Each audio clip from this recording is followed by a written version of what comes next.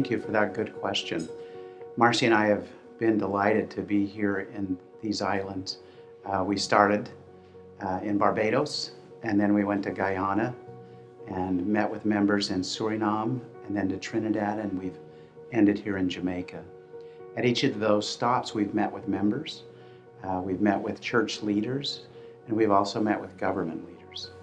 And at every stop, beginning with the government leaders, they've been very receptive.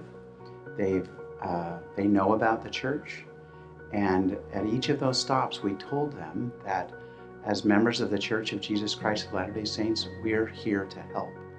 And so we asked each of them to put us at the top of their list whenever anything happens in their country or on their island, that they would call us first.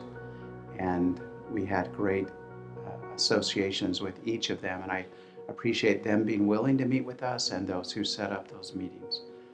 The leaders in these Caribbean islands are very powerful leaders, and I'm grateful for their knowledge of the gospel and for the way that they lead. I was especially grateful to see how important it is for them to understand that President Nelson, the First Presidency, and the Quorum of the 12 is who we look to for direction and guidance. The best part was meeting with all the members. What a delight to spend time with each of them at each of those stops. Today we ended by going to the Portmore Ward here in the Kingston, Jamaica stake, and we went to sacrament meeting and then had a great opportunity. My wife went to Relief Society and I went to priesthood. My best stop on the way to priesthood was in the nursery with all the little kids. And my favorite picture of this trip will be the one I took with those kids in the nursery. And so it's been a blessing to be here, and it's been a very positive experience for us. I really liked when Elder Nielson invited government leaders to put the name of the Church of Jesus Christ of Latter-day Saints in the top of the list, because that means that the church really wants to help others. We also had the opportunity, my wife Leticia and I, to attend the Boulevard Ward, and I had the opportunity to attend the priesthood, the class with the priesthood, and Sister Villanueva had the opportunity to teach a primary class, and it was a wonderful experience.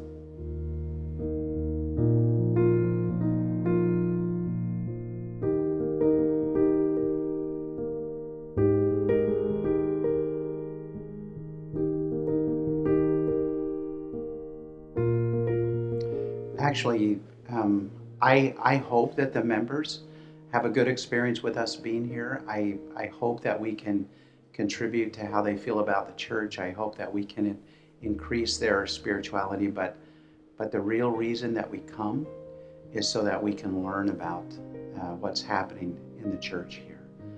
And that has been the great blessing for me and for Marcia during this trip, is that we have learned what's happening in these islands. And I think that sometimes you just have to go.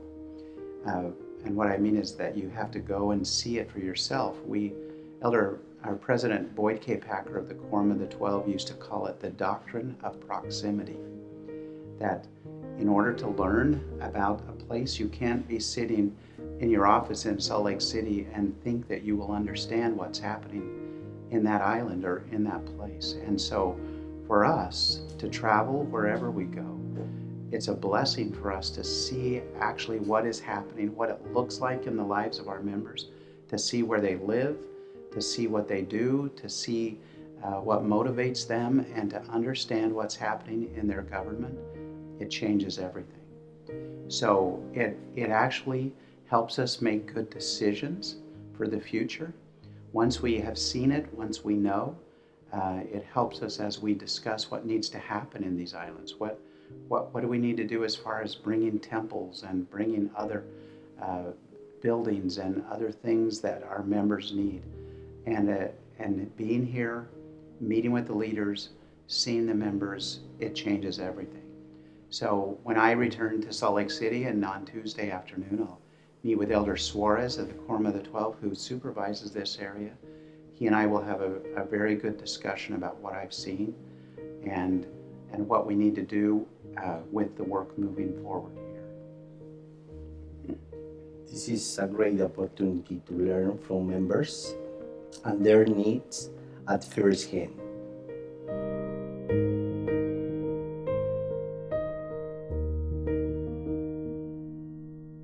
I think that if you listen to President Nelson and his focus for the church right now, it is on getting our members to the temple. You can't listen to him speak for more than 5 or 10 minutes before you will understand that his goal is to bring the blessings of the temple to as many people on the face of the earth as we can. And during his time, we have gone from a little over 100 temples to now almost 300. And I think his desire is to have more and more temples come. So for me on this trip, as I have traveled to these different islands, it's been interesting for me to understand what is, if we were to put a temple on this island, does it require visas for people from other islands to come? And if we put a temple on this island, what happens to the members on the other surrounding islands?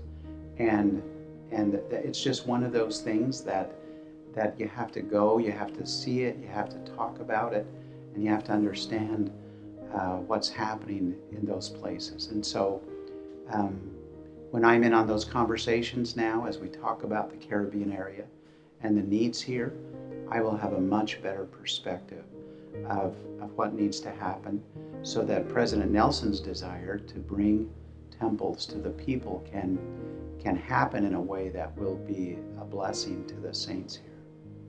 For me, it was a great experience attending the married couple devotional. We have received some feedback from some couples that they have received answers to their questions.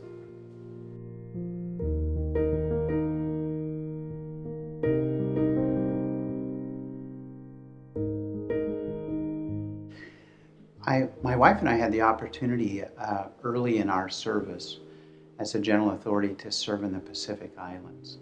And that was such a good experience for us to travel from the islands in Samoa, in Tonga, in Fiji, in the Solomon Islands, and Papua New Guinea, the Marshall Islands, Kiribati. There's islands all across the Pacific, just like there are in the Caribbean. And we began to understand what it was like to live on an island and what it means for the people who live there. And so some of the challenges that we have in all of the islands of the sea, after we left the Pacific, we went to the Philippines, which is 7,000 islands. We began to see that travel is a difficult issue. For those of us who live in the United States, you can actually get in a car and you can drive all the way from Seattle, Washington in the Northwest, all the way to Florida in the Southeast. You can drive the whole continent. And if you live on an island, whether it's in the Pacific or the Philippines or here, the transportation is difficult. You either have to fly or you have to find a ferry or some type of boat that will get you to another island. And so your thinking has to be different. You have to think about things in a different way when we work with the islands of the sea. But I think some of the biggest challenges that we have is certainly economics, and helping our members figure out how to become self-reliant, how to help them get a good education, how to help them learn a good trade that will allow them to get a good job so they can support themselves and their families. That's always a big issue for us. And so with BYU Pathway, with English Connect, with all of those other programs that we have, our goal is to try to help our members wherever they are to figure out how they can improve their lives and put themselves in a position where they can support their families in a way that will allow them to serve faithfully in the church and to feel comfortable with what's happening in their life. One of the great challenges is single sisters raising families and unity in marriages. So it was a great experience hearing the personal experience that Elder Nielson and Sister Marcia share with the couples. So I think that living the gospel of Jesus Christ is going to bless our lives. And I think that it was a good experience hearing from them their own experiences.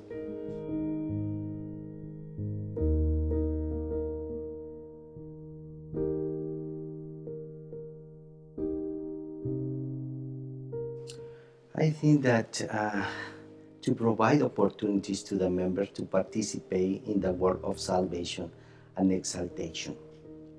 As they live the gospel of Jesus Christ, as they care for those in need, as they invite others to receive the gospel in their lives, as they just work to unite families forever. If they focus on those responsibilities, they are going to find joy.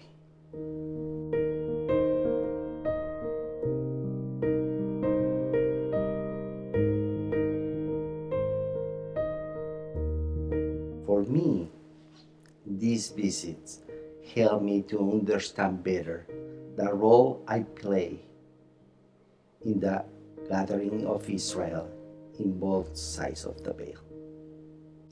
I would like to share my testimony. I know that God is our loving Heavenly Father. He knows us by name.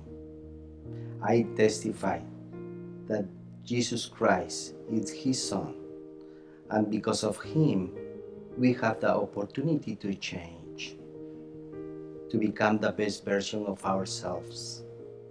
I testify that President Russell M. Nelson is the prophet of God on earth. He was prepared even since the premortal life and during his whole life on earth to preside the church in this specific time. I testify of Joseph Smith that he is the prophet of the restoration. He really saw our Heavenly Father, who instructed him to hear his Son Jesus Christ. And he did hear him. It is what I want to learn, to hear him by following the promptings of the Holy Ghost and to apply the teachings of the gospel of Jesus Christ in my life. In the name of Jesus Christ. Amen. Amen. Thank you, Moses.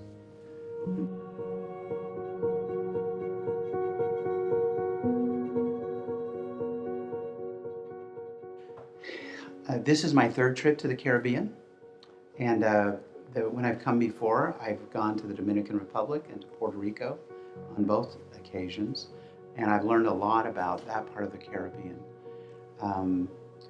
This time we went to the Lower Antilles and also had the opportunity to spend time here, and it's been interesting for me to see the other side of the area.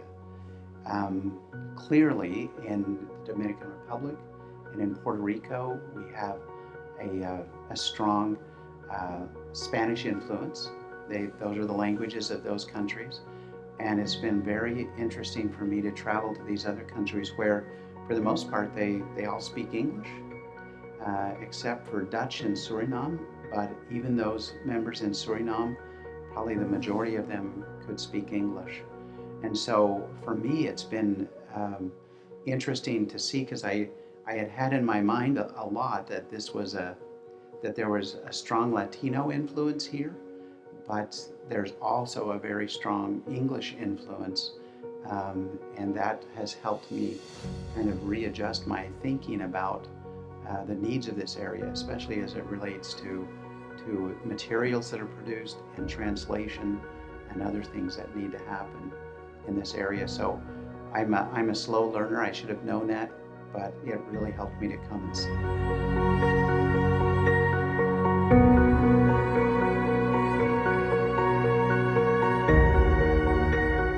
I absolutely love the fact that in the very first section of the Doctrine and Covenants, the Lord addresses those people who live on the isles of the seas. Marcy and I, during our service, have spent most of our time working with those people who live on the isles of the seas. And even today, I assist Elder Suarez as we supervise the Caribbean area, and I also assist Elder Suarez as we supervise the Pacific area today. So even as we speak, I'm working still with those people in the Pacific Islands, and I have learned that they really have a close relationship with God. Everything around us testifies that there's a God. The fact that the earth rotates on its axis, the fact that the sun comes up every morning, the fact that you and I rely upon rain from heaven to keep us going, all of the things around us testify that there's a God. But there's nobody who understands that better than the people who live on the islands of the sea. And it's been a blessing for me to get to know them and to understand their lives and to feel of their faith in God and to understand their relationship with Him. And so when I come and I visit the members here, I am so impressed with their faith and their love of God. But even as we visited the government leaders who aren't of our faith, as we visited the leaders here in Jamaica, we met with a wonderful government leader who talked with us about God, talked with us about the importance of families, who showed us her room. When people come in to get help at her government agency, she takes them into a prayer room.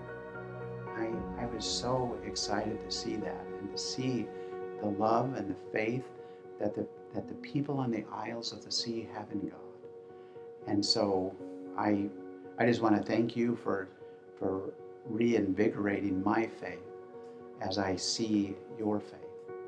And I want you to know how much Marcy and I love the wonderful saints and the people who live in all of the isles of the sea, and especially those here in the Caribbean area. I just would like to share my testimony with all of you that I know that God lives, that He truly is our Father, that His Son Jesus Christ is our Savior and our Redeemer, and that they love us. When the Savior was asked, what is the greatest commandment in the law? He said, to love God and to love our neighbor. On those two commandments hang all the laws and the prophets. And I'm grateful to know that people in these islands love God and they love their neighbor. And my hope for us is that we can continue to teach the gospel of Jesus Christ here, that we can invite all to come unto Christ.